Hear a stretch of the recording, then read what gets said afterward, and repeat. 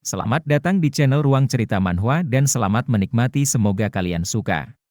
Setelah raksasa itu pergi, Rommel pun mengetahui kalau istri dan anaknya masih hidup. Mereka pun saling berpelukan dan menangis. Rommel sangat bersyukur karena mereka selamat. Para prajurit pun menyaksikan momen mengharukan itu. Rommel menanyakan apakah mereka tidak terluka karena tadi apinya besar sekali. Sambil melihat sekeliling, Diane menjawab kalau mereka tidak terluka. Wanita itu bertanya pada suaminya, apakah melihat Rex? Rex? Dia pasti ada di kerajaan Lumion, ucap Rommel bingung dengan pertanyaan istrinya. Tidak, ucap Diane. Lalu wanita itu menceritakan, saat ia dan anak-anak akan dihabisi oleh raksasa dari utara. Tiba-tiba ada yang menolongnya, meski terhalang kabut asap. Ia yakin itu Rex. Selain itu, Diane merasa dia mengatakan sesuatu terkait Duke. Setelah menolong Diane, kini Rex berada di atas bukit sambil mengingat kejadian sebelum ia meninggalkan Eren. Pria itu mengatakan padanya mengenai Diane, dia memintanya agar jangan pusingkan juga karena mereka itu keluarga. Mendengar itu membuat Rex terkejut. Jika saat bertemu kalian merasa canggung, katakan saja kalau kau datang untuk menyelamatkannya atas perintah Duke, ucap Eren sambil tersenyum. Wajah Rex kini memerah karena malu. Ia menyesalinya dan berpikir seharusnya tidak usah bilang apa-apa. Ia merasa terlihat konyol setelah mengikuti saran Eren. Ia pun menggelengkan kepalanya dan menghela nafas panjang. Kini Eren tengah bersama Arthur, ia terkejut saat mendengar laporan kalau penduduk mengabaikan perintahnya. Arthur menjelaskan jika para penduduk tidak mau mengikuti perintah Duke untuk menutup kota pelabuhan Leta. Menurut mereka daripada mati kelaparan karena tidak bisa bekerja, mereka lebih memilih untuk dijarah sedikit oleh bajak laut. Eren menggeram dan berpikir kalau mereka bodoh. Padahal ia melakukan ini untuk jangka panjang, akan lebih baik jika tidak pernah dijarah oleh bajak laut. Arthur bertanya apakah boleh ia menyampaikan pendapat. Tanpa menunggu jawaban Eren, ia mengatakan jika tak ada yang bisa bicara, para perompak akan mengisolasi diri. Prediksi Eren bahwa mereka akan mati kelaparan tidak salah. Namun, jika itu terjadi, masyarakat kota Leta juga bisa terisolasi secara ekonomi. Ia menyarankan bagaimana jika mereka menyerang markas bajak laut terlebih dahulu. Toh, mereka sudah kehilangan kesempatan untuk bernegosiasi secara damai. Salah satu caranya adalah dengan menyergap dan memberantas musuh yang tersisa di markas. Mendengar perkataan Arthur, membuat Eren berpikir kalau menyerang terlebih dahulu dan memberantas musuh, merupakan ide yang bagus. Ia pun memerintahkan Arthur untuk berpura-pura mengalah dan temui para pendemo. Beritahu mereka bahwa pelabuhan akan ditutup hanya untuk beberapa hari. Selama ditutup, sampaikan bahwa kita akan sepenuhnya menanggung biaya hidup yang diperlukan. Arthur pun memberi hormat dan akan melakukan perintah Eren. Eren pun meminta Arthur untuk bersiap karena selama pelabuhan ditutup, mereka akan menyusup ke markas bajak laut. Arthur pun kembali memberi hormat dan mengatakan kalau ia akan mengumpulkan para prajurit. Eren pun bingung kenapa Arthur membawa prajurit saat mau menyusup. Loh?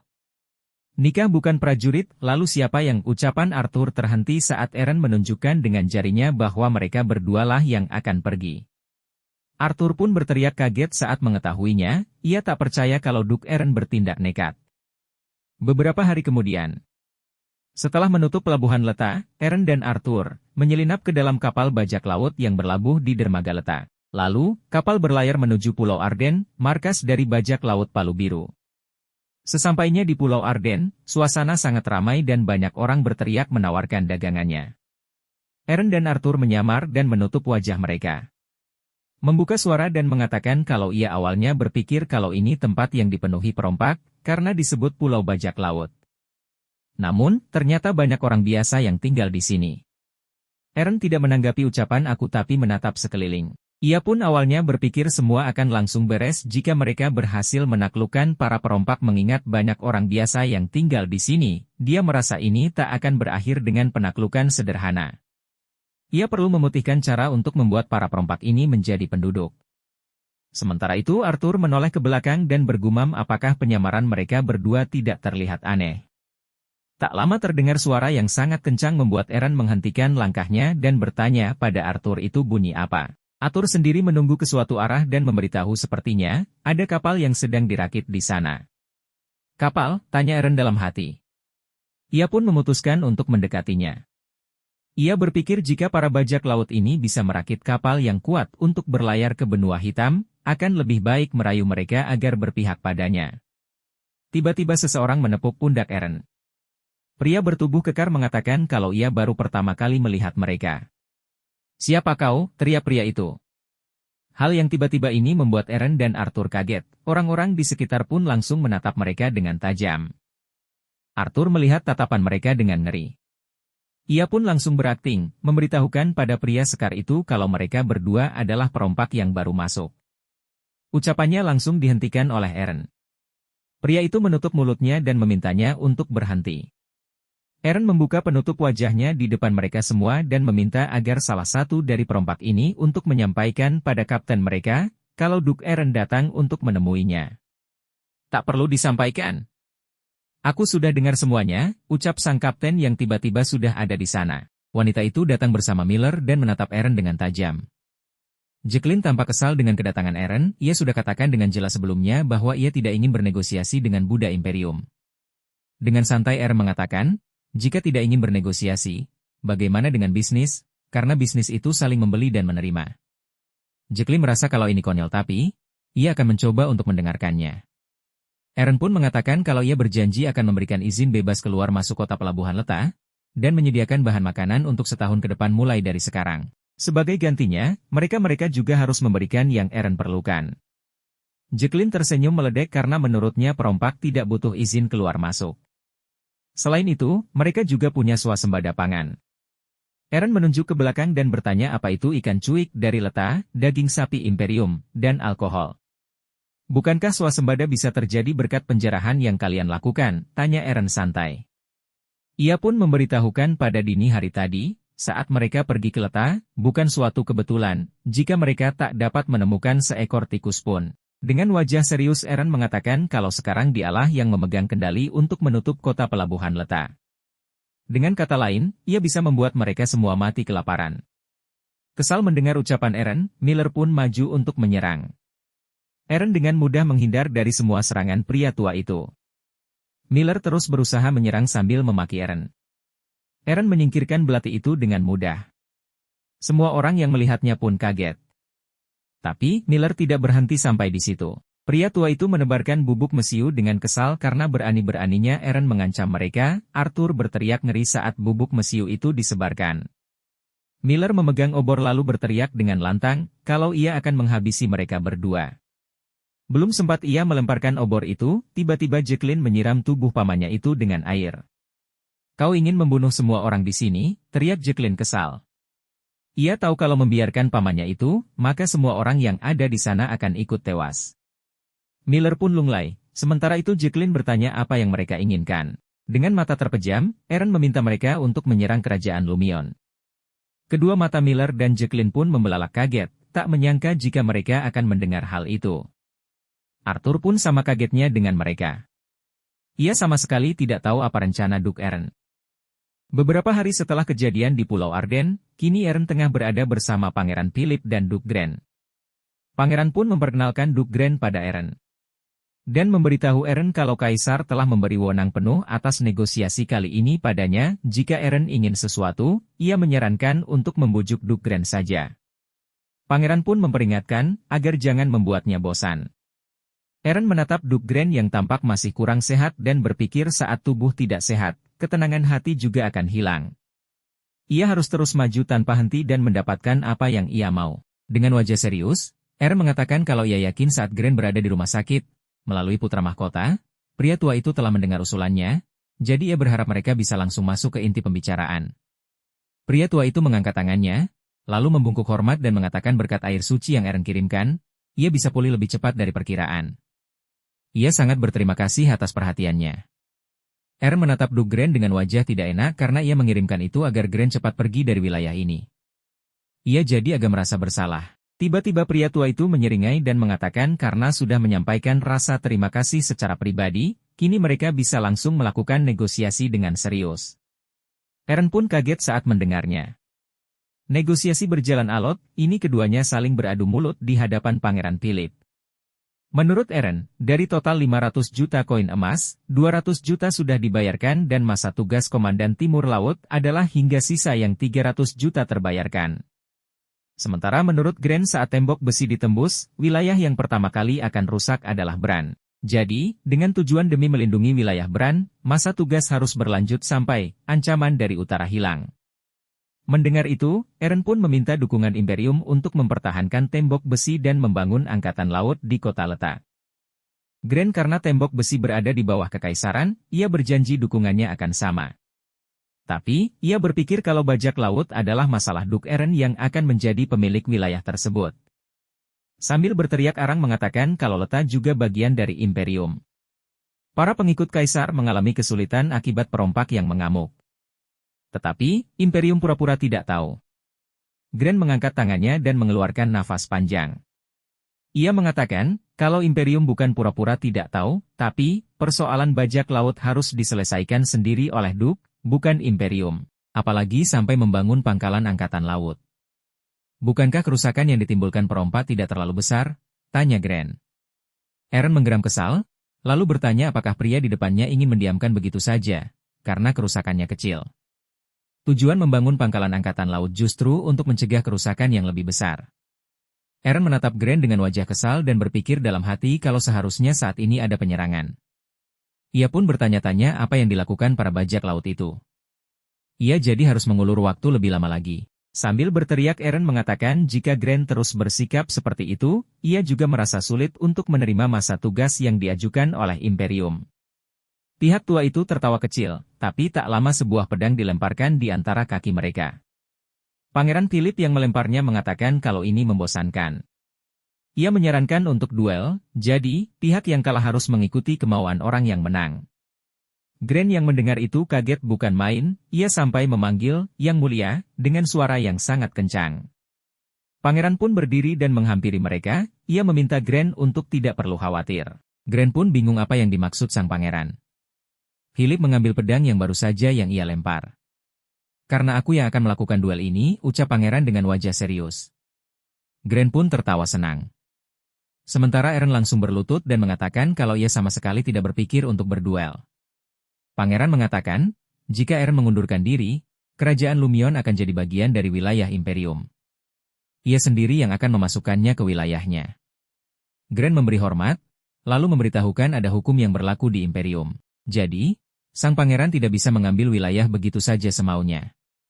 Kabar duka ini akan kusampaikan pada Yang Mulia Kaisar bahwa Duke Grant diserang oleh raksasa utara dan saat menerima perawatan di wilayah Bran, dia dibunuh oleh penyerang tak dikenal. Diakini bahwa Duke Eren lah dalang di balik orang bersenjata itu, ucapan Pangeran Philip sambil mengarahkan pedang pada Eren dan Grant. Ia kembali mengatakan kalau sebelumnya ia sudah bilang, jangan membuatnya bosan. Pangeran Philip menyeringai sambil bertanya-tanya dalam hati, apakah sekarang mereka mau mengikuti keinginannya? Eren kesal, tapi tidak bisa melakukan apa-apa selain mengikuti keinginan Philip. Kini keduanya saling berhadapan. Pangeran memberitahukan, jika menang, Eren akan menerima 200 juta koin emas dan menjabat sebagai komandan Timur Laut sampai ancaman dari utara hilang. Sebagai tambahan ia berjanji akan mendukung pembangunan pangkalan angkatan laut. Tapi jika ia yang menang, tidak akan ada dukungan untuk pembangunan pangkalan angkatan laut. Eren mencoba bernegosiasi dengan bertanya apakah sang pangeran tidak bisa mempersingkat masa tugasnya. Sambil menyeringai Philip pun menjawab kalau untuk hal itu silahkan bernegosiasi dengan Duke Grant setelah Eren bisa menghabisinya. Eren kaget karena Philip langsung menghampirinya. Ia pun refleks menahan serangan itu. Matanya tiba-tiba membelalak saat merasa gemetar hanya karena menahan pedang Philip. Ia pun memundurkan langkahnya, Eren kembali menghindar saat pedang diarahkan padanya. Beruntung, karena serangan itu hanya mengenai rambutnya saja. Eren berusaha menghindari lagi tapi ia salah langkah hingga akhirnya ia terluka. Philip menghentikan serangannya dan bertanya kenapa Eren tidak membalas serangannya. Sambil menatap Philip dengan tajam, Eren menjawab kalau ia bukan tidak mau membalas, tapi ia tidak bisa melakukannya. Setelah berduel dengan Kurk, Eren mulai berlatih sendiri, tapi ia belum pernah berduel sungguhan dengan siapapun. Terlebih, musuh yang dihadapinya selama ini cukup bisa ditaklukkan dengan ilmu pedang kekaisaran dasar dan Dragon Blessing. Jadi, tak ada kesempatan untuk memakai ilmu pedang yang sesungguhnya. Namun sekarang, sang putra mahkota, lawan yang tak boleh tahu akan kekuatan Eren yang sebenarnya memberikan tekanan. Eren mendapati dirinya dalam situasi tak bisa berbuat apa-apa, selain hanya menahan serangan. Eren hanya bisa menatap Pangeran Philip dengan tajam tanpa mengatakan apapun. Sementara sang pangeran hanya memasang wajah muram sambil mengatakan kalau ini tidak seru. Tapi, tak lama Philip mengeluarkan energi yang cukup besar yang bahkan Eren tidak tahu itu energi apa.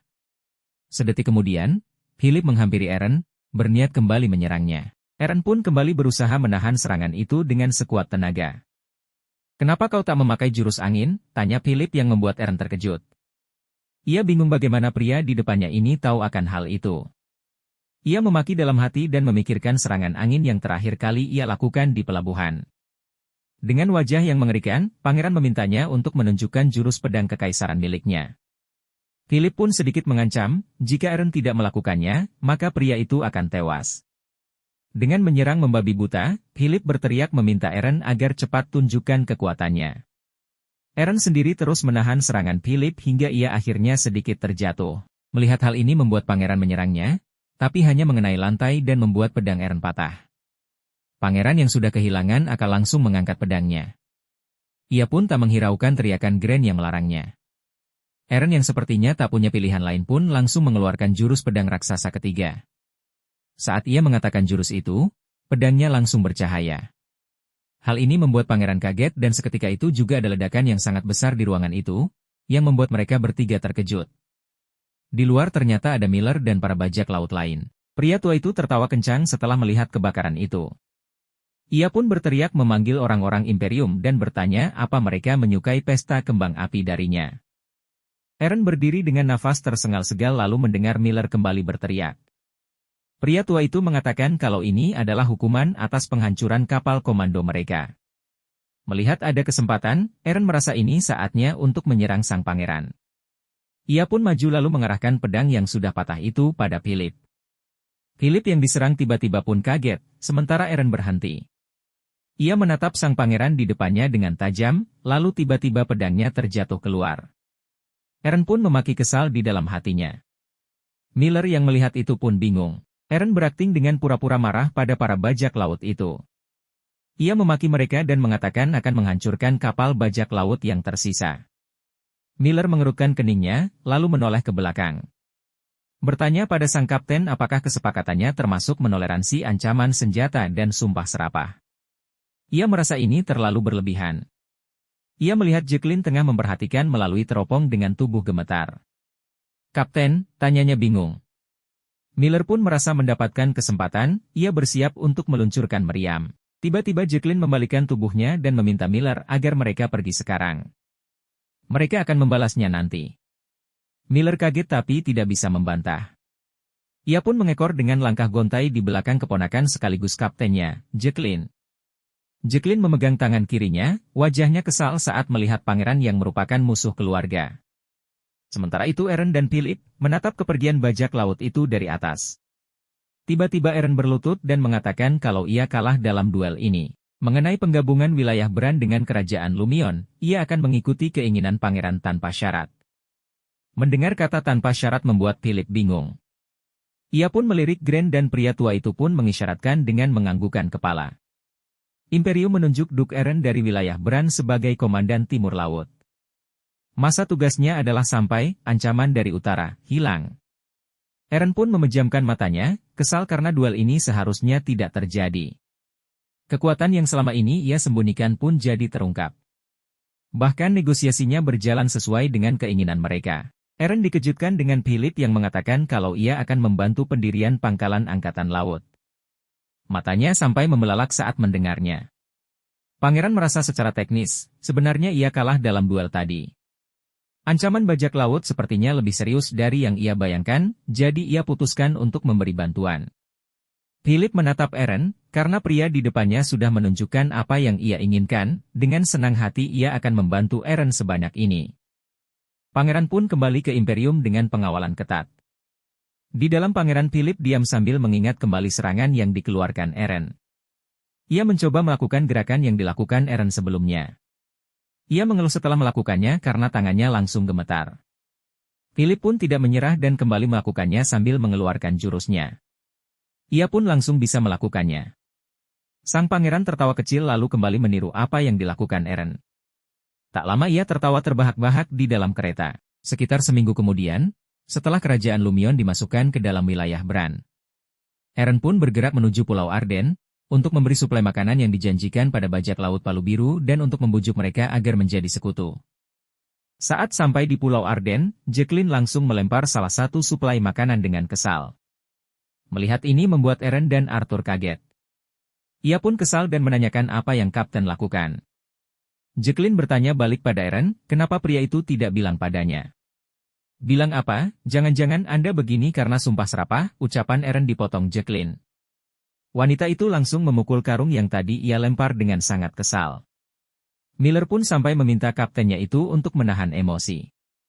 Pangeran, kenapa kau tidak memberitahu bahwa pangeran akan ada di sana? Teriak Jacqueline penuh emosi. Miller yang mendengarnya pun terkejut. Ia bahkan sampai menanyakan apakah yang dimaksud itu Pangeran Philip. Jacqueline menjawabnya dengan anggukan kepala. Kini Miller pun ikut kesal dan memaki Eren. Jacqueline kembali merasakan nyeri di tangan kirinya. Cerita beralih ke Jacqueline, sebelum wanita itu menjadi kapten bajak laut dan juga alasan kenapa wanita itu sangat membenci Pangeran Philip. Tubuh Jacqueline gemetar, ia melangkah dengan nafas terengah-engah sambil memegang lengan kirinya yang terluka. Ia meringis kesakitan sambil menatap Pangeran Philip dengan tajam. Pangeran tidak merasa terganggu dengan tatapan itu, ia malah mengatakan pada Jacqueline kalau tatapan wanita itu tidak membuat dosanya hilang. Jacqueline pun berteriak, bertanya ia dosa apa dan apa salah keluarganya. Pengkhianatan, ucap Pangeran Philip dengan penuh penekanan. Ia menunjuk lengan Jacqueline dengan pedangnya. Menurutnya bekas luka pedang yang ada di lengan wanita itu adalah buktinya. Sekitar 5 tahun yang lalu, untuk menaklukkan benua barat, Imperium berusaha mendominasi kekuatan maritim dengan mengorganisir armada besar. Namun, karena tak punya pengalaman dalam perang laut, para adipati muda melakukan operasi yang tak masuk akal, meskipun ada penolakan dari Laksamana Howell. Mereka menderita kekalahan besar, dengan hanya 1/10 armada yang kembali dalam keadaan hidup. Para adipati muda melimpahkan semua tanggung jawab atas kekalahan tersebut pada Howell, ayah dari Jacqueline, yang mengetahui rahasia mereka. Untuk membungkam mulut, mereka menuduh Laksamana Howell dan bawahannya sebagai pengkhianat dan mengklaim bahwa dia telah berkonspirasi dengan musuh. Imperium mengirim Pangeran Philip, yang baru saja dinobatkan, sebagai Algojo untuk membunuh Laksamana Howell, bawahan dan seluruh keluarganya. Saat itu Pangeran memerintahkan pasukannya agar jangan mengambil mayat yang ada tanda di lengannya dan lemparkan mereka untuk makanan hewan.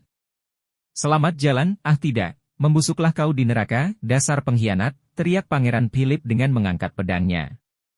Sementara Jacqueline tidak bisa melakukan apa-apa, ia pun memejamkan matanya sambil menangis. Tak lama terdengar suara ledakan di sekitar Pangeran dan Jacqueline. Tiba-tiba ada seseorang dengan menunggang kuda menghampiri mereka dan membawa Jacqueline kabur. Pria itu menanyakan keadaan Jacqueline. Tapi, perlahan wanita itu pun kehilangan kesadarannya. Cerita kembali ke saat ini. Jacqueline yang masih kesal bertanya lagi, saat mereka menyerang Istana Lumion, kenapa Pangeran ada di sana? Konspirasi macam apa yang kalian rencanakan? Tanya Jacqueline. Eren menutup wajahnya karena merasa pusing, semua ini membuatnya frustasi dan bingung karena wanita itu tiba-tiba marah padanya. Rex menepuk pundak Eren dan meminta agar ia saja yang menyelesaikannya. Pria itu melambaikan tangannya menyapa Jacqueline, ia sudah lama tak bertemu dengan wanita itu. Jacqueline kaget karena tidak mengenali siapa Rex. Rex tertawa kecil saat mendengar pertanyaan Jacqueline, ia merasa wajar kalau tidak ingat karena sudah lama tidak bertemu. Pria itu pun mendekat dengan menutup mulut dan hidungnya. Apa sekarang kau mengenaliku, Nona? Tanya Rex. Seketika itu juga Jacqueline membelalakan matanya lalu kembali bersikap biasa dan mengatakan kalau ia semakin tidak kenal. Sementara itu Miller yang ada di belakang Jacqueline pun kaget. Ia mengenali Rex sebagai prajurit bayaran yang waktu itu. Cerita beralih ke Rex yang menyelamatkan Jacqueline. Pria itu menggendongnya dan membawanya ke Miller yang sudah menunggu. Pria tua itu mengambil alih Jacqueline dan berusaha membangunkan wanita yang ada di pelukannya dengan wajah khawatir. Tak lama Jacqueline pun tersadar. Rex pun mengulurkan tangannya, Miller yang melihat itu bingung. Rex mengatakan kalau ia sudah menyelamatkan Jacqueline. Jadi Miller harus membayar sisanya. Mendengar itu membuat suasana hening, Miller tidak bisa mengatakan apa-apa. Saat itu ia tidak punya harta benda apapun. Rex menghela nafas panjang sambil menatap langit. Ia berpikir harus lebih tega, atau sebaiknya berhenti jadi prajurit bayaran. Tak lama ia menunjukkan kacamata di depan Miller. Ia meminta pria itu untuk ingatlah kacamata yang ada di tangannya ini. Kapanpun itu, ia pasti akan menagih sisanya dan juga bunganya. Sambil menangis, Miller berterima kasih dan berjanji, jika mereka bertemu lagi, ia tidak hanya akan memberikan sisa dan bunganya, tapi juga apapun yang Rex inginkan. Apapun, tanya Rex memastikan. Dengan wajah serius, Miller bersumpah atas hidupnya. Kalau apapun akan ia berikan. Cerita kembali ke Pulai Arden, Miller kembali mengingat janjinya terdahulu. Ia membuka mata dan terkejut saat melihat kacamata yang sangat tidak asing baginya. Apapun, ucap Rex penuh penekanan. Sambil menyeringai, Rex mengatakan kalau itu semua Miller yang mengucapkannya. Aaron yang tidak mengerti hanya bisa menatap punggung Rex bingung. Sementara Miller sedikit memundurkan langkahnya karena panik. Ia pun berlutut dan mengatakan kalau ia akan memberikan semua yang ia punya. Tapi, ia meminta mereka berjanji agar tidak akan menuntut apapun dari kaptennya. Rex menatap Miller, tak mengerti apa yang pria tua itu katakan. Sambil tersenyum, ia hanya meminta Miller agar ambilkan perkamen, pulpen, dan juga gunting. Miller kaget saat mendengar kata gunting.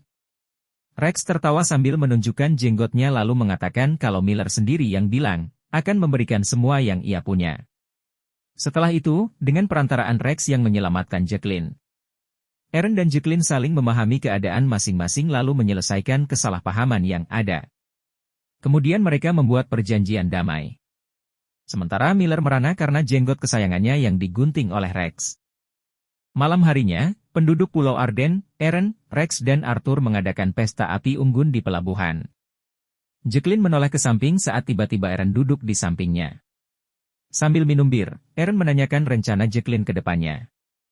Jacqueline sendiri tidak tahu. Dimanapun ia dan para bajak laut berada, mereka selalu bersiap untuk balas dendam terhadap putra mahkota dan para duk yang merupakan musuh keluarga.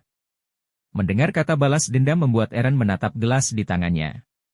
Bayangan kaisar pun muncul di dalam gelas bir miliknya. Bolehkah aku membantumu balas dendam? Tanya Aaron. Ia membantu Jacqueline balas dendam dan wanita itu juga membantunya balas dendam, semacam barter. Jacqueline menundukkan kepalanya, ia tidak yakin itu memungkinkan. Ia banyak menerima bantuan, tapi tidak banyak yang bisa ia berikan. Aaron merasa yakin kalau mereka berdua bisa saling membantu, apapun bentuknya. Ia pun mengatakan apapun itu sambil menunjuk ke arah depan. Jacqueline yang awalnya terkejut pun akhirnya tersenyum.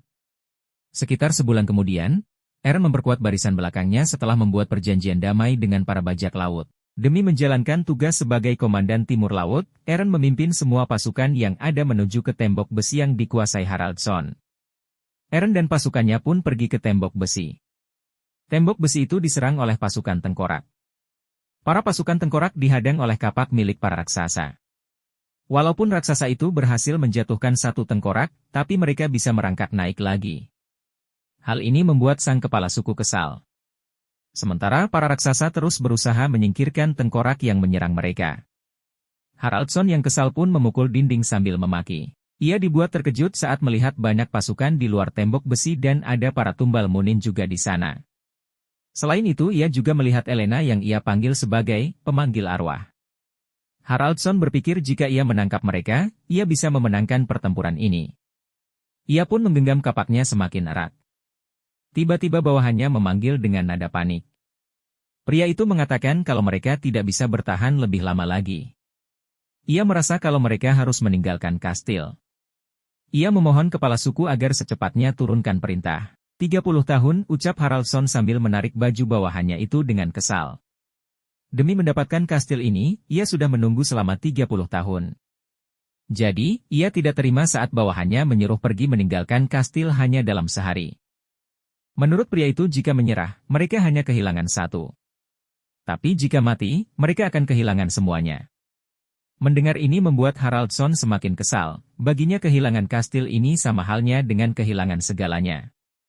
Tak lama ia terkejut karena pasukan tengkorak yang semakin mendekat. Aaron pun berteriak, meminta pemimpin musuh untuk mendengarkannya. Kekalahanmu hanya tinggal menunggu waktu, tapi, aku tidak ingin melakukan pembantaian yang tak perlu. Jika kalian menyerah dan mundur, akan kuselamatkan nyawa kalian, teriak Aaron. Haraldson mencari keberadaan Aaron dengan menatap sekeliling. Kesal karena tak kunjung menemukan pria itu, Haraldson pun meminta Eren agar menunjukkan diri. Ia tidak ingin bicara dengan pengecut yang bersembunyi. Obor yang ada di tangan Rommel pun diambil oleh Eren. Dengan lantang ia mengatakan kalau ia seorang duk yang memimpin wilayah Bran, tidak pernah bersembunyi. Keduanya pun saling bertatapan dengan tajam. Cerita kini beralih, sebelum Eren dan pasukannya ke tembok besi. Kini Eren, Sharel dan Rommel tengah berkumpul. Eren terkejut dengan apa yang dikatakan Rommel. Komandan itu mengatakan kalau saat ini, pasukan raksasa utara yang menguasai tembok besi hanya berjumlah sekitar 500 orang. Jika digabungkan dengan pasukan yang tewas di kastil, itu artinya, mereka berhasil menerobos tembok besi hanya dengan 1000 pasukan. Eren berpikir keras apakah itu semua mungkin. Sharel membuka suaranya, ia berpikir jika mereka adalah sebagian besar raksasa utara yang pernah ia temui, maka itu bukan hal yang mustahil. Wanita itu pun menjelaskan, meski tidak memakai sihir atau jurus pedang, kekuatan dan kecepatan yang mereka tunjukkan dalam sekejap, melampaui standar manusia. Rommel membenarkan ucapan Sharel, ia beruntung karena ia dan Sharel tidak lengah. Jika tidak, mungkin mereka berdua tidak akan bisa duduk di sini. Eren kembali memikirkan semuanya dengan serius, mereka berhasil menguasai tembok besi hanya dengan 1000 pasukan. 500 orang, yang cukup untuk mengalahkan Sharel dan Rommel, kini menduduki tembok besi. Komandan Timur Laut, melampaui manusia, 500 orang, pertahanan tembok besi, hingga ancaman dari utara hilang. Semua itu berkecamuk di benak Eren, ia sampai-sampai bergumam sendirian yang membuat adiknya dan Rommel terdiam. Sharel tiba-tiba mengeluhkan saat mengingat tembok besi akan terus diperlukan hingga ancaman dari utara hilang. Ia berpikir jika dihancurkan dengan sihir, mereka harus memulihkannya dan akan memakan waktu lama untuk bisa menggunakannya kembali. Menggunakan kembali? Pikir Eren dalam hati. Ia pun berpikir, daur ulang. Ia pun berteriak memanggil Rommel yang membuat pria itu kaget. Ia meminta agar dipanggilkan Elena, proyek pembangunan, Undead Dungeon, dihentikan untuk sementara waktu. Eren memanfaatkan monster Undead daur ulang berjumlah besar, untuk menekan segelintir raksasa utara yang mempertahankan kastil. Eren menyusun strategi untuk melindungi tembok besi dan membuatnya dapat digunakan kembali.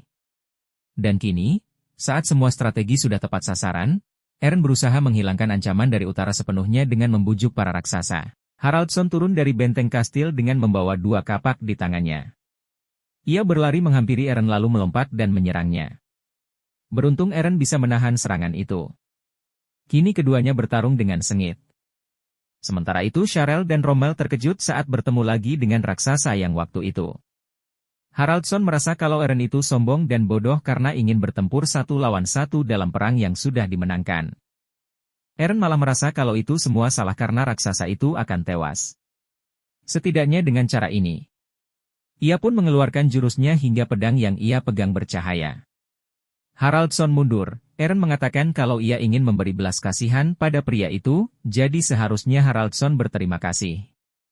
Eren bersiap dengan pedangnya untuk menyerang. Sementara Haraldson yang melihatnya langsung tahu kalau itu gerakan yang mirip dengan Rommel. Ia pun berpikir kalau gerakan dan teknik yang sama itu tak akan membuatnya tertipu 2 kali. Ia pun melemparkan kapaknya ke arah Eren, lalu ia sendiri maju mendekati lawannya. Eren terkejut saat mendengar suara benturan kapan yang menyentuh tanah. Sementara Haraldson kini berada di samping Eren. "Aku akan mengirimmu ke Tuan Munin," teriak Haraldson sambil menebaskan kapaknya ke arah pria di depannya. Serangannya meleset dan kapak yang sebelumnya ia lemparkan kini ada di antara mereka berdua, terus berputar tanpa henti. Eren pun menatap tajam ke arah Haraldson dan menggunakan sihir. Raksasa itu berpikir kalau sihir itu lambat, ia pun menyerang Eren yang sayangnya hanya mengenai salah satu pelindung tubuh pria itu. Haraldson terus menyerang Eren tanpa henti, sementara Eren terus menghindar dan menunggu momen yang pas. Cerita beralih ke beberapa minggu yang lalu. Rommel yang mengawasi Eren latihan, meminta pria itu untuk berhenti. Tapi Eren merasa baik-baik saja dan meminta bawahannya itu untuk meneruskannya. Ia mengatakannya dengan nafas tersengal-sengal. Rommel pun melempar batu pada Duk dan menyarankan agar ia mundur 1 langkah. Eren pun berteriak agar Rommel meneruskannya. Ia kembali memasang aba-aba, lalu Rommel pun melemparkan beberapa batu ke arahnya. Ia pun melihat celah, lalu dengan cepat maju dan mengarahkan pedang tepat ke arah leher Rommel. Merasa berhasil dengan latihannya, ia pun tersenyum puas. Cerita kembali ke pertarungan Eren dan Haraldson. Eren memaki kesal karena raksasa di depannya sangat cepat hingga membuatnya tidak bisa bergerak. Ia hanya bisa menangkis serangan pria di depannya ini. Ia membelalakan matanya saat tiba-tiba Haraldson menendangnya. Ia pun mengadu kesakitan akibat serangan ini. Raksasa itu berteriak dan mengatakan kalau kastil ini miliknya. Ia pun mengangkat kedua kapaknya. Eren yang melihat celah pun langsung berputar, lalu mengarahkan pedang tepat di wajah Haraldson. Pria itu pun kaget dan langsung berusaha menangkisnya dengan kapak. Tapi, di saat itu juga Eren mengeluarkan jurus pedang besar keempat angin dingin di hadapan raksasa itu. Cahaya pun keluar sangat terang hingga terlihat lubang di kapak milik Haraldson. Tidak hanya kapak, tapi juga serangan itu tepat mengenai tubuh sang kepala suku. Eren pun menatap ketua suku itu dengan tersenyum puas. Darah terus menetes hingga membuat Haraldson meringis kesakitan. Ia menatap Eren dengan tajam sambil memikirkan beberapa waktu yang lalu. Saat ia dan pasukannya berhasil menerobos tembok besi dan menguasai daerah hangat. Tapi, semua itu hancur hanya karena seorang bocah. Ia kesal lalu berteriak sangat kencang yang membuat Eren kaget. Haraldson pun berusaha menyerang Eren dengan membabi buta sambil terus berteriak. Kini Eren bisa menghindarinya dengan mudah. Ia pun menendang perut raksasa itu hingga Haraldson mundur. Haraldson menggertakkan dirinya, kesal karena Eren menghalanginya. Ia pun mengangkat kapaknya tinggi untuk menyerang Eren. Tapi, sang Duk berhasil menangkis serangan itu. Pedang Eren pun kini berada tepat di wajah Haraldson. Raksasa itu kaget dan tidak bisa lagi berbuat apa-apa. Eren mengatakan karena sekarang ini wilayahnya, ia meminta sang kepala suku untuk menarik mundur pasukannya dan berjanjilah tidak akan mengincar wilayah ini lagi. Eren memasukkan kembali pedangnya dan kembali mengatakan, jika Haraldson melakukannya, ia akan memberi pria itu tanah yang cukup untuk hidup. Eren mengulurkan tangannya hendak berjabat tangan. Tapi, pria di depannya ini hanya diam, lalu tak lama menundukkan sedikit kepalanya dan meminta Eren untuk menghabisinya saja. Ia telah berjanji pada Dewa Munin untuk menguasai daerah hangat ini. Ia tidak bisa mengkhianati sumpah itu. Eren menanggapinya dengan bertanya apakah karena tak bisa menepati sumpahnya, pria itu lebih memilih untuk tewas.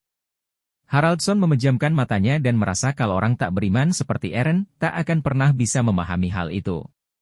Bagi Eren, Haraldson pun orang asing.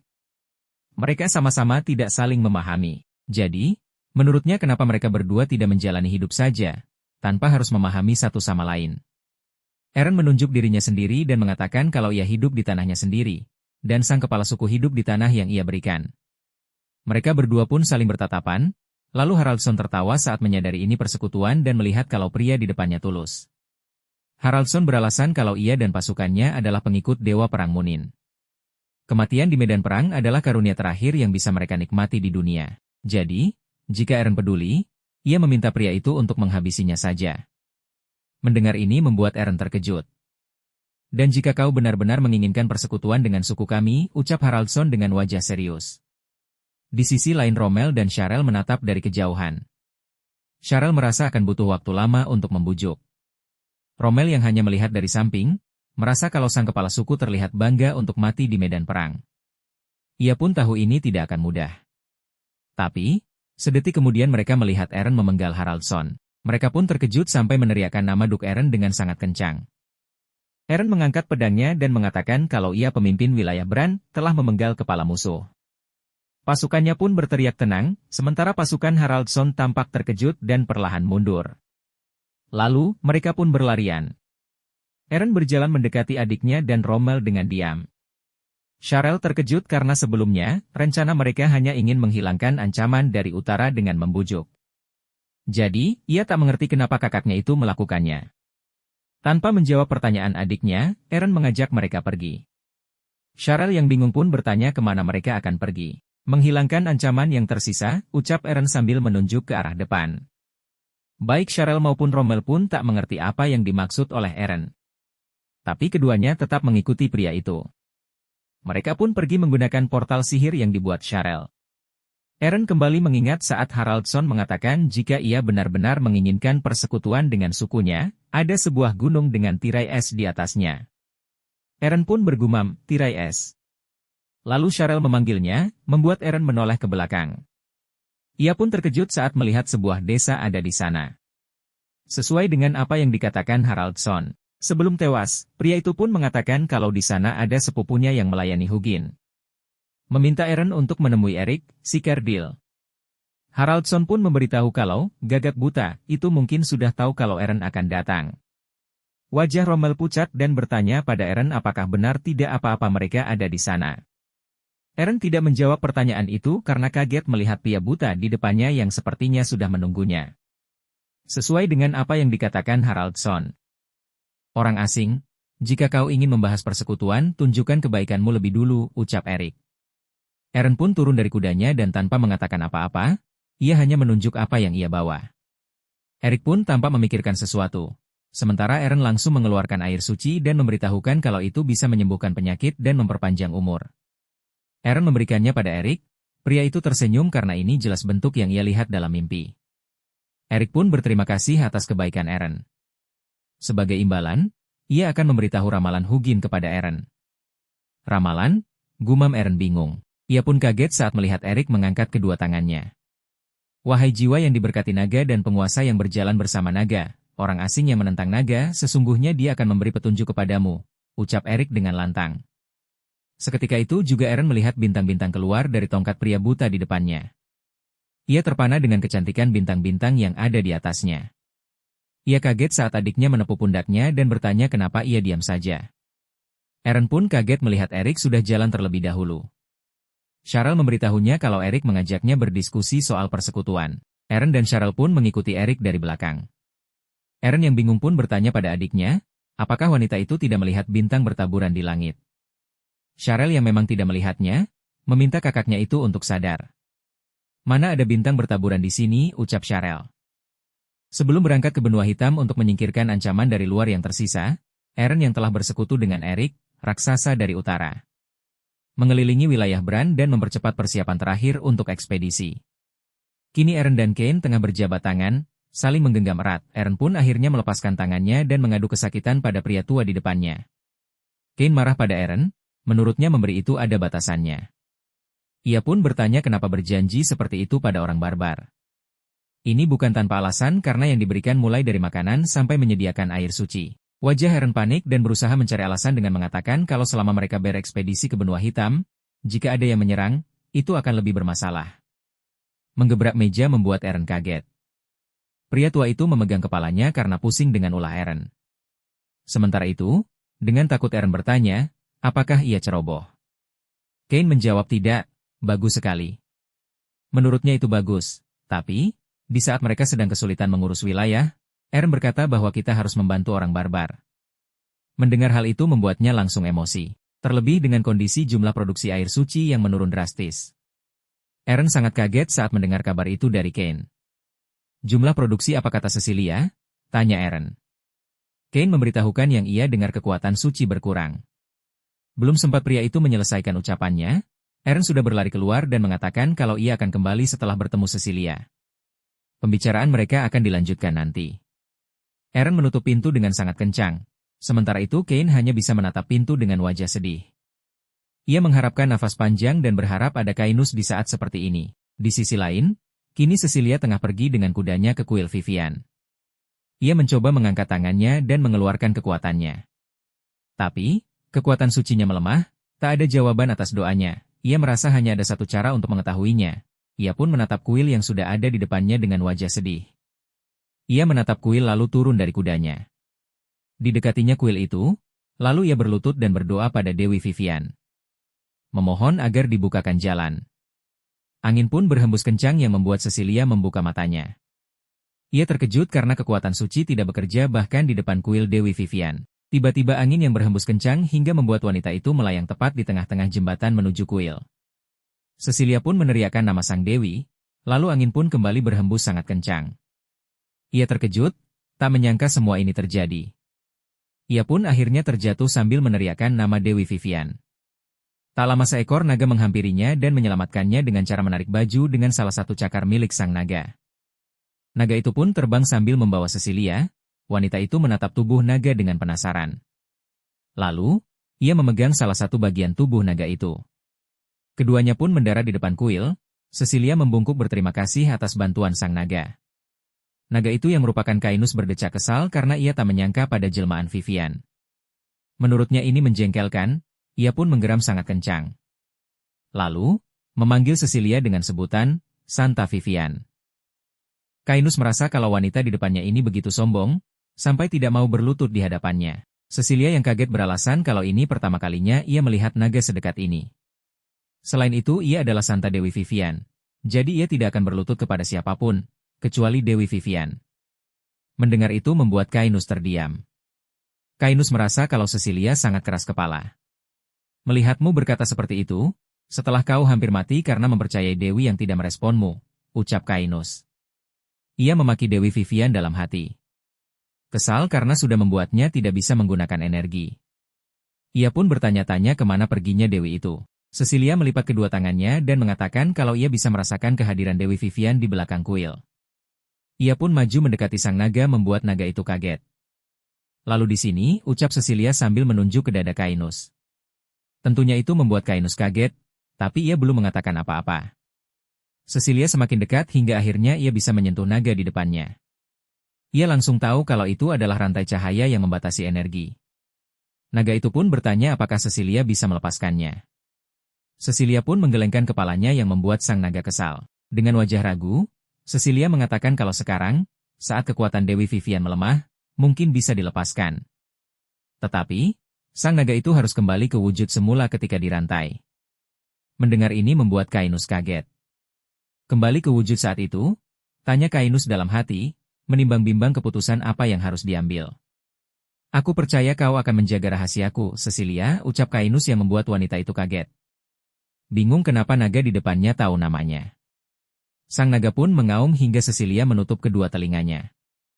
Angin pun berhembus sangat kencang di sekitar mereka. Cecilia batuk-batuk lalu melirik sosok di depannya yang tidak lagi berwujud naga. Ia kaget saat tahu itu adalah Kainus. Cerita beralih ke Zaven, ibu kota Imperium. Kini di lorong bawah tanah, banyak orang yang tengah berbaris. Salah satu di antaranya ada Sharel yang menutupi identitasnya dengan memakai tudung. Ia pun melihat antrian yang sangat panjang. Ia tidak yakin apakah benar orang bijak tinggal di tempat seperti ini. Ia memang melihat banyak orang dan menurutnya itu menandakan ada sesuatu. Matanya membelalak saat melihat sosok wanita berbaju merah. Ia mengenali sosok itu, yang merupakan ibunya. Pintu pun terbuka dan seseorang dari dalam memerintahkan orang selanjutnya untuk masuk. Wanita berbaju merah pun masuk, ia sedikit terkejut saat melihat orang di depannya. Penjaga yang ada di samping mendorongnya lalu memberikan isyarat agar wanita itu maju. Wanita itu pun maju dan duduk tepat di depan orang bertudung putih. Orang itu tampak terkejut tapi tetap bertanya apa yang ingin wanita itu cari tahu. Sang wanita pun menjawab kalau ia ingin tahu masa depan anak-anaknya. Orang bertudung putih itu memberitahukan kalau meramal masa depan mahal harganya. Tanpa banyak bicara wanita itu pun mengeluarkan sekantung uang di hadapan orang itu. Orang itu melirik uang yang dibawa wanita di depannya, lalu mengatakan kalau masa depan terus berubah, tergantung pada masa kini, sehingga diperlukan pendekatan yang sangat hati-hati. Jika ingin mengetahui masa depan secara pasti mungkin perlu waktu lebih lama. Wanita itu pun mengangguk dan merasa tidak masalah perlu waktu berapa lama. Ia hanya meminta pria di depannya untuk beritahu saja nanti padanya. Setelah mendengar itu, pria itu pun mulai menanyakan nama anak-anak wanita itu. Wanita itu menjawab Eren Karen dan Sharel Karen. Mendengar kedua nama itu membuat pria bertudung putih terkejut. Tuan? Tanya wanita itu bingung. Pria itu menela nafas panjang dan mengatakan kalau ia tidak apa-apa. Ia pun meminta wanita itu membuka tudungnya dan meletakkan tangan di atas bola kristal. Wanita itu yang merupakan ibu kandung Eren dan Sharel, bernama Isabel pun membuka tudungnya. Lalu, meletakkan tangannya di atas bola kristal. Cahaya pun langsung bersinar terang yang membuat suasana hening beberapa saat. Pria itu mengatakan masa depan sudah terlihat. Mendengar ini membuat Isabel terkejut dan menanyakan apa yang akan terjadi, kapan dan bagaimana anaknya akan meninggal. Meninggal bagaimana? Pria bertudung putih itu dalam hati.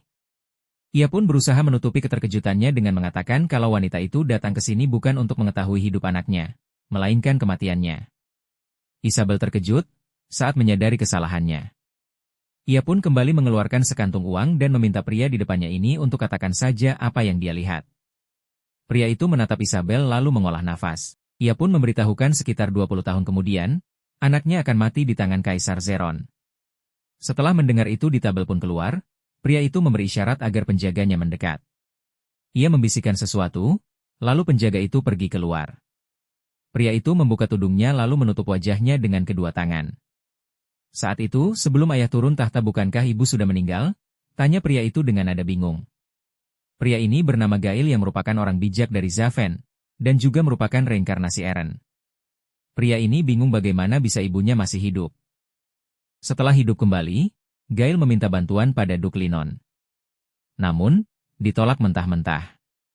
Gail bertekad untuk menyiapkan balas dendam kepada Kaisar, selangkah demi selangkah. Ia mulai menjual informasi tentang masa depan dalam bentuk ramalan. Akurasi ramalan yang diberikan oleh Gail semakin meningkat, sehingga banyak orang yang datang mencarinya.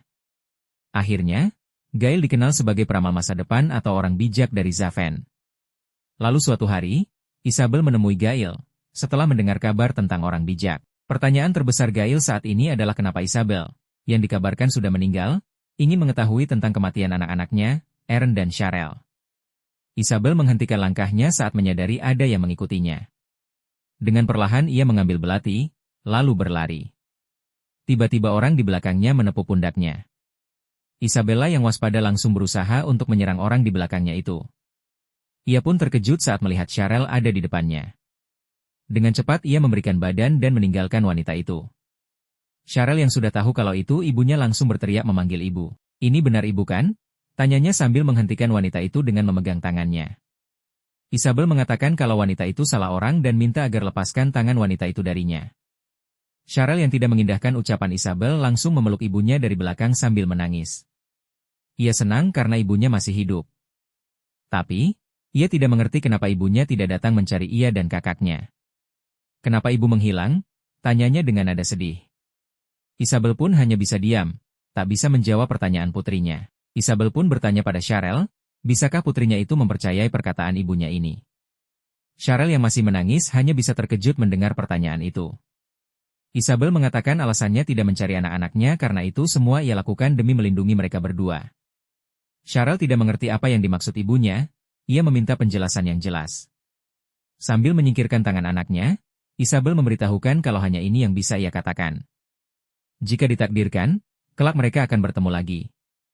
Wanita itu pun langsung berlari menjauhi putrinya. Sharel berusaha menahan ibunya sambil berteriak, tapi semua itu tidak berhasil. Sementara itu Isabel hanya bisa menggigit bibir bawahnya sambil menangis. Ia berjanji pada Sharel putrinya, kalau ia akan membalas kejahatan yang telah ia perbuat pada mereka berdua, demi ia bertahan hidup. Pada saat itu, ia akan menemui Eren dan Sharel, putra-putrinya. Penjaga yang disuruh Gail pun melihat semua kejadian tadi. Gail memerintahnya untuk mencari tahu tentang wanita yang baru saja pergi, mulai di mana dia tinggal dan siapa saja yang dia temui. Mengingat akan hal itu membuat pria itu pun berlari dengan cepat, menyusul Isabel. Untuk memberitahu kenyataan bahwa Isabel masih hidup, Sharel pun tergesa-gesa kembali ke Lumion. Ia berteriak memanggil kakaknya yang kini tengah berdiri di benteng menara. Wanita itu menjelaskan semuanya pada Eren, tapi sayang Eren hanya menganggukkan kepalanya. Hal ini membuat Sharel kesal dan berteriak kalau ia bertemu ibu mereka. Begitu ya, ucap Eren sambil mengelus kepala adiknya. Tak lama ia menunjukkan sesuatu pada Sharel. Di hadapan mereka kini ada dua kapal dan para pekerja yang tengah menyiapkan segala sesuatunya. Eren dengan semangat mengatakan kalau persiapan kapal hampir selesai dan sekarang tinggal menunggu untuk berangkat. Eren? Oh tidak, Eren yang berjiwa Gail. Kini tidak bisa memikirkan hal lain, selain ekspedisi ke benua hitam yang telah disiapkan selama berbulan-bulan.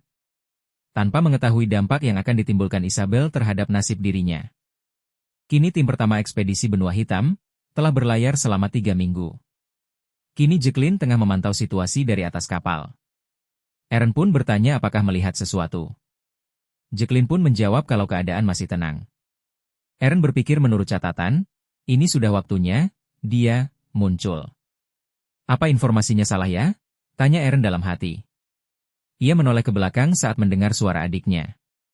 Wanita itu mengeluh karena jika tahu akan seperti ini, lebih baik ia tetap di Bran dan menyelidiki soal ibu. Dengan menahan kesal, Eren mengingatkan kalau mereka berdua sudah sepakat untuk menjadikan ekspedisi benua hitam sebagai prioritas. Ah sudahlah, ku dengar naga laut atau apalah itu, ukurannya cuma sebesar kapal, kenapa kakak sangat gugup? Ucap Sharel dengan santai yang membuat Eren semakin kesal. Eren pun mengatakan kalau baru saja kemarin adiknya itu senang karena mendapatkan uang, seakan sanggup melakukan apapun. Cheryl membalikkan badannya dan memberitahukan kakaknya, kalau ia diam saja selama ini karena ia anggap itu bayaran dari kesabarannya. Ia pun melambaikan tangannya dan turun ke bawah kapal. Ia pun meminta kakaknya untuk membangunkannya jika sudah tiba. Aaron menutup wajahnya sambil menahan emosi. Aku benar-benar sudah gila. Padahal aku pernah tertipu, tapi lagi-lagi aku memberinya uang muka, ucapannya terhenti saat tiba-tiba bergerak sangat cepat. Aaron pun menoleh ke atas dan memanggil Kapten Jacqueline. Sang kapten memberitahukan kalau naga laut muncul di bawah kapal. Wanita itu meminta bersiap untuk menghadapi pusaran air lebih dulu. Cheryl yang tadinya akan masuk untuk beristirahat pun membatalkan niatnya. Ia menghela nafas dan berpikir kalau sekarang, naga laut pun menyuruhnya untuk bekerja sesuai bayaran. Jacqueline turun dan menyuruh awak kapal bersiap di posisi dan meminta salah satu dari mereka untuk memberitahukan Paman Miller untuk mengisi peluru. Semua awak kapal pun berlarian ke sana kemari. Beberapa dari mereka mengisi peluru sesuai perintah. Jacqueline berada di kemudi kapal, sekuat tenaga mengendalikannya. Kedua kapal pun berusaha menerjang pusaran air laut yang besar. Aaron kembali mengingatkan adiknya, jika naga laut muncul, Cheryl harus menarik perhatiannya. Baiklah, ucap Cheryl sambil mengangguk. Ia pun mengeluarkan sihir Firewing, dan terbang dengan cepat. Bunyi petir pun terdengar di antara kedua kapal yang tengah berjuang dengan pusaran air yang besar. Mata Jacqueline membelalak saat menyadari jika kemudinya aneh. Cheryl terkejut karena monster seukuran kapal bisa membuat pusaran air sebesar ini. Ia memikirkan cara menghentikan pusaran dan memastikan ukurannya. Ia pun melihat sisik yang tiba-tiba muncul ke permukaan. Cheryl pun mengeluarkan sihir Thunder Spear ke arah sisik itu. Perlahan pun pusaran airnya berhenti. Ini membuat Cheryl senang. Tapi, tak lama ia naga laut muncul tepat di depannya. Ini membuat wanita itu terkejut. Beruntung Cheryl sempat mundur. Ia sendiri tak menyangka jika naga laut sebesar ini. Jacqueline yang ada di pinggir kapal pun berteriak, memberitahukan kalau sang naga laut muncul. Ia pun memerintahkan agar awak kapalnya meluncurkan peluru. Cepat tembak, teriak Jacqueline. Bunyi ledakan peluru pun terdengar kencang, peluru yang ditembak cukup banyak. Miller pun memerintahkan agar awak kapal jangan berhenti dan terus menembak. Bunyi ledakan dan air laut pun terdengar silih berganti. Wajah Jacqueline pucat, tak menyangka tembakannya tak ada yang mempan satupun. Tiba-tiba, naga laut pun keluar, hingga memperlihatkan sosoknya yang sangat besar. Akibat kemunculan yang tiba-tiba itu, membuat kapal bergoyang dan melemparkan beberapa awak kapal. Mereka pun berteriak dan ada yang meminta tolong agar diselamatkan. Tak lama naga laut itu menghancurkan kapal yang membuat semua orang yang ada di dalam berteriak ketakutan. Jacqueline yang melihat dari kejauhan pun berteriak. Aaron menepuk pundak Jacqueline dan meminta kapten kapal agar mengarahkan kapal ke dekat monster. Jacqueline sedikit ragu karena takut kalau kapal mereka hancur. Dengan wajah serius, Aaron mengatakan kalau dengan monster sebesar itu, mereka tidak mungkin bisa kabur. Jadi, mereka harus melakukan apapun yang mereka bisa untuk menghalau serangannya. Jacqueline sempat terdiam, tapi tak lama ia pun mengangguk. Ia percaya dengan duk Aaron. Perlahan kapal pun mendekati monster naga laut itu. Naga itu menggeram dan menyadari jika ada yang mendekat. Cheryl mengeluarkan Fire Strike dan Aaron mengeluarkan jurus pedang besar angin dingin. Keduanya mengeluarkan kekuatan mereka secara bersamaan. Serangan itu pun secara bersamaan meledak di dekat naga laut. Bunyi ledakan pun terdengar sangat dahsyat. Aaron menatap ke depan dengan was-was. Sayangnya serangannya dan Cheryl tidak berhasil. Sang naga laut berhasil menangkisnya dengan sihir yang melindungi naga itu. Monster laut itu bersiap untuk mengeluarkan Dragon Breath. Cheryl yang tahu akan hal itu pun memperingati semua orang yang ada di kapal. Ia pun mendekati kakaknya dan meminta pria itu untuk menangkap tongkat sihirnya. Tak lama monster laut itu mengeluarkan Dragon Breath. Hingga membuat kapal berguncang hebat dan semua orang di dalamnya berteriak meminta tolong. Aaron yang kini berada di atas bersama Cheryl pun menyaksikan semuanya. Aaron pun langsung memerintahkan adiknya untuk hindari serangan dan naik ke atas. Ia menoleh ke belakang saat tidak mendengar apapun dari Cheryl. Ia pun kesal dan bertanya kenapa adiknya itu diam saja. Cepat menghindar, teriak Aaron kencang. Cheryl menjawab dengan wajah pucat kalau ia tidak bisa. Sadar dengan keanehan adiknya, Aaron pun menatap apa yang menjadi penyebab adiknya seperti itu. Matanya pun membelalak, kaget dengan apa yang kini ia lihat. Dengan wajah pucat pasi, Cheryl mengatakan dengan nada lemas, kalau ada naga lain yang muncul di hadapan mereka. Keduanya tidak menyangka harus menghadapi dua naga sekaligus. Naga itu mengubah arahnya, mendekati Cheryl dan Eren. Cheryl yang melihat itu pun terkejut. Ia langsung berusaha menyerang naga itu, tapi, sayangnya meleset. Naga itu kini sangat dekat, bahkan saling bertatapan dengan kakak beradik itu. Naga yang tidak menyerang mereka berdua membuat Eren dan Cheryl bingung. Cheryl melihat luka yang ada di naga itu, ia langsung mengenalinya. Naga itu adalah naga yang ia serang waktu itu. Yaitu, adalah Kainus yang menghampiri keduanya. Kini Kainus menghampiri naga laut itu, lalu menggigit lehernya. Naga laut itu pun berteriak kesakitan. Dengan kekuatannya, ia berusaha berbicara pada naga laut yang bernama Leviathan itu agar segera sadar. Naga laut melepaskan diri dari gigitan Kainus. Dengan kesal, naga laut bersiap untuk menyerang Kainus. Kainus yang menyadarinya langsung terbang untuk menghindar. Ia menatap naga laut sambil berpikir apakah dia kehilangan akal sehat dan hanya instingnya saja yang tersisa. Naga laut menggeram lalu menyerang Kainus ke segala arah. Melihat ini membuat Kainus menebak kalau kemungkinan Leviathan terlalu lama menghabiskan waktu di laut dalam. Kainus pun pada akhirnya memakai cara terakhir yang bisa ia lakukan, ia pun mau tidak mau menyerang Leviathan dengan api. Eren yang sejak tadi menyaksikan semua kejadiannya bingung, tak mengerti kenapa naga itu menyerang naga laut. Cheryl menoleh dan mengatakan pada kakaknya ini kesempatan mereka di saat kedua naga itu bertarung. Ia mengajak kakaknya untuk menyelamatkan orang-orang yang bisa diselamatkan, lalu pergi dari sini. Kau benar, ini saatnya, ayo serang, ucap Eren yang malah mau menyerang naga itu. Cheryl yang mendengarnya langsung berteriak kesal karena melawan naga laut saja mereka sudah kewalahan.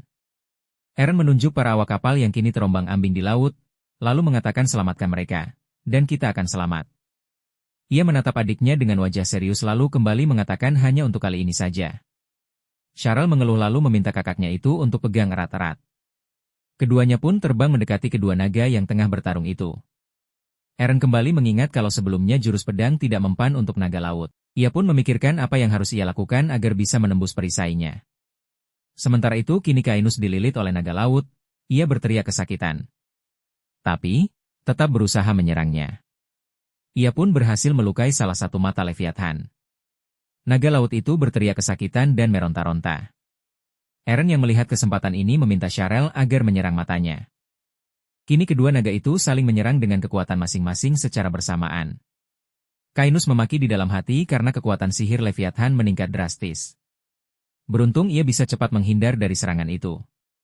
Dengan cepat ia kembali menyerang naga laut dengan cakarnya. Leviathan pun kembali berteriak kesakitan. Kainus kembali mendekati naga laut itu dan menggigit lehernya. Di tengah teriakan sang naga, Kainus menyadari kehadiran Eren dan Cheryl yang semakin mendekat. Ia menyeringai dan memutuskan untuk mengikuti permainan manusia. Ia pun melepaskan gigitannya dan menjauh dari naga laut.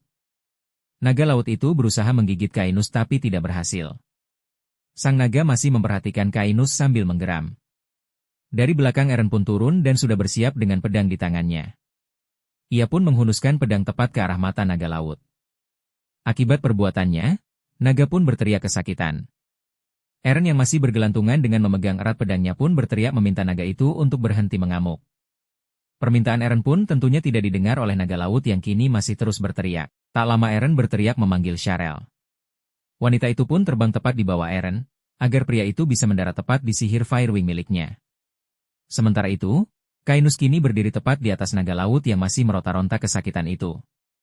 Leviathan, sekarang terbebaslah kau dari tubuh itu, maafkan aku, ucap Kainus. Lalu, ia menyemburkan api ke arah sang naga laut. Eren yang melihat itu langsung tahu kalau itu akan meledak. Ia pun meminta Cheryl agar cepat menjauh. Cheryl sebenarnya ingin secepatnya menjauh, tapi tidak bisa. Alhasil, tak lama naga itu benar-benar meledak yang membuat kakak beradik itu terjatuh ke laut. Di dalam laut, Eren melihat sosok naga itu sambil tersenyum karena mereka berhasil. Ia pun akhirnya tidak sadarkan diri, begitu juga dengan Cheryl.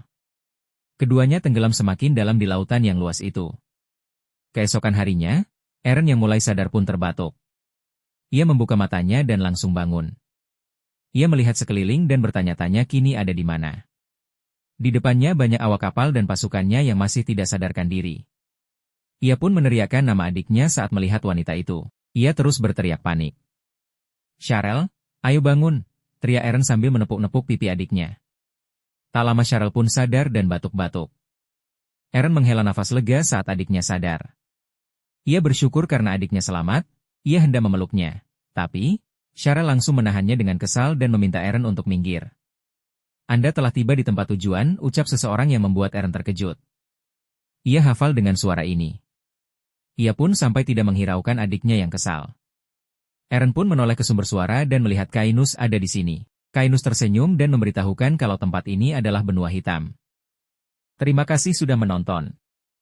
Kritik, saran dan kalau mau part selanjutnya langsung aja komen di kolom komentar. Jangan lupa dukung Mimin juga dengan cara like, share dan subscribe. Sampai jumpa di video selanjutnya.